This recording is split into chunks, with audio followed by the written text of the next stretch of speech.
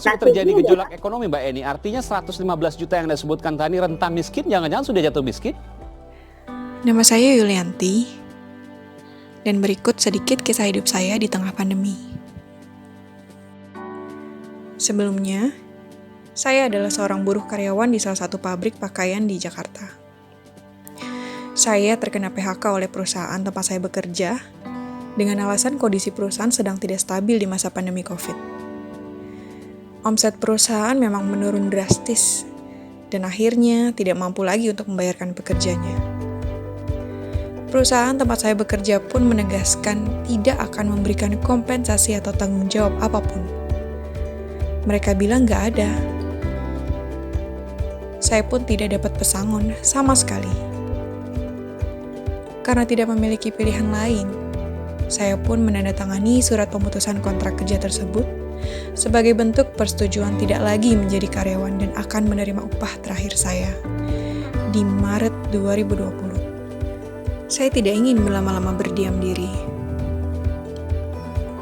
Saya mulai mencari pekerjaan, meskipun sangat sulit untuk menemukan perusahaan yang justru membuka lowongan pekerjaan di saat pandemi COVID. Sambil menunggu adanya panggilan wawancara kerja, saya hanya mengandalkan pekerjaan sampingan dengan membuat kue untuk dijual kembali.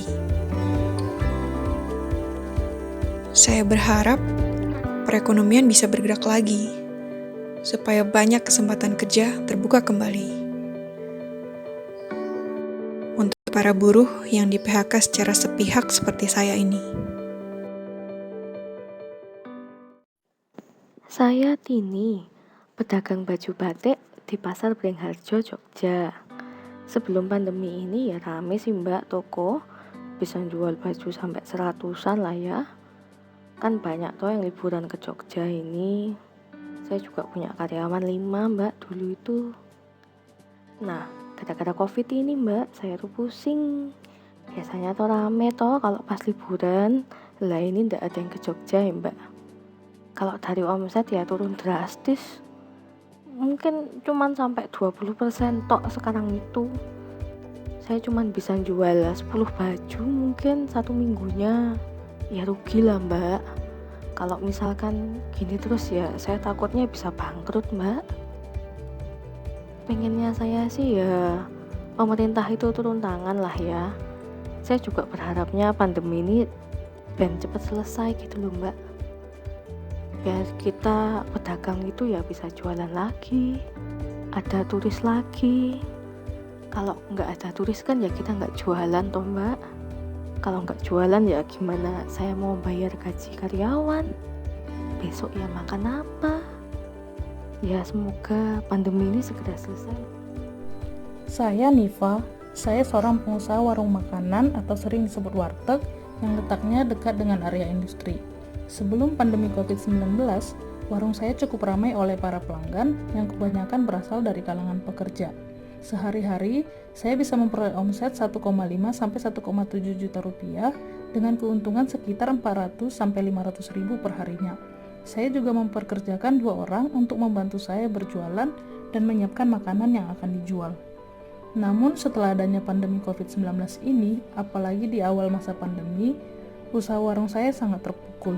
Omset tidak ada, bahkan mengalami kerugian. Saya juga terpaksa menjual sepeda motor saya untuk menutupi kerugian dan untuk memenuhi kebutuhan hidup sehari-hari. Para pelanggan saya yang kebanyakan adalah para pekerja harus bekerja dari rumah untuk mencegah penyebaran COVID-19. Bahkan lebih banyak lagi pekerja yang akhirnya dirumahkan karena perusahaan tidak sanggup lagi untuk memperkerjakan mereka. Orang-orang juga lebih memilih untuk tidak membeli makanan dari luar karena masih takut akan penularan COVID-19 ini.